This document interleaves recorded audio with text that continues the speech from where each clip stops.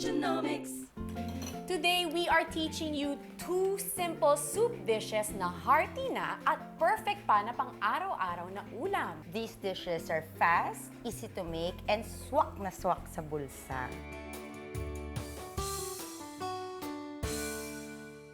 Let's start with Picadillo soup. Mag-isa tayo ng bawang, sibuyas, and ground beef or giniling. Hintayin lang natin siyang mag-brown. Alam mo, itong browning will enhance the flavor. If you want to make it less greasy, kasi pag binabrown nyo siya, lumalabas yung mantika, pwede mong i-remove yung oil before you add the rest of the ingredients. Okay. Ngayong brown na ang ating ground beef, let's add our Del Monte tomato paste for that rich tomato taste. Konting patis and beef stock. Ang bilis lang magluto ng soup, di ba, partner? Pero bakit may mga ibang soup na mas masarap kumpara sa iba? Alam mo, partner, sa mga technique, meron tayong tinatawag na sangkot siya. Ito yung paraan ng paggigisa ng mga ating aromatics. Oh. Like bawang and sibuyas, no? Hindi yan ginigisa sa matataas na apoy. Mababang apoy lang para lumabas talaga yung kanyang flavor or yung aroma. Isa pang secret ay ang paggagamit natin ng stock instead na plain water. Okay. So, ma-enhance niya yung flavor ng mga ingredients natin. Okay, ngayon alam na natin kung paano gumawa ng masarap na soup. At speaking of soup, kumukulo na ang ating Piccadillo. Yes. Kaya ilagay na natin ang patatas. At hintayin natin lumambot. And then we add petchay. Haluin ng mabuti. And season with salt and pepper. So lutuin lang natin ng konti. At ayun na yun. Ganun lang kabilis magluto ng Piccadillo soup, partner.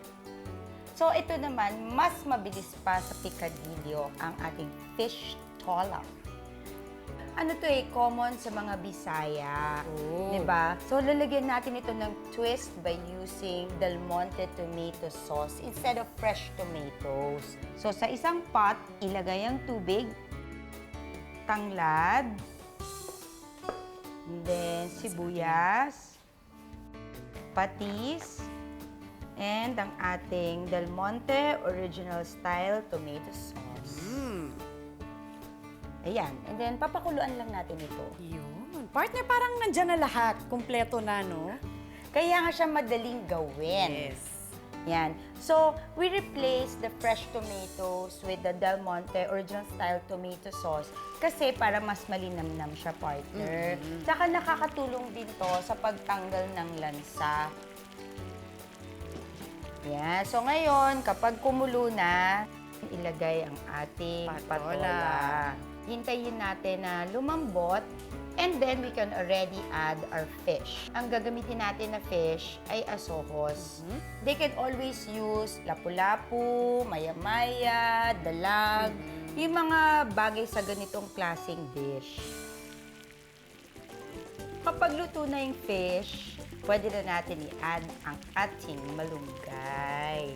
Count ka lang 1 minute and then it's ready to serve. Yes.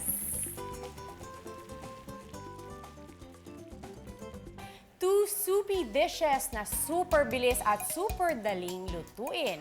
Fish tola and Piccadillo soup. Let's eat, partner. Ang sarap, partner. At tama ka, parehong delicious, filling, at healthy pa. Alam mo, partner, the best to sa mga bata.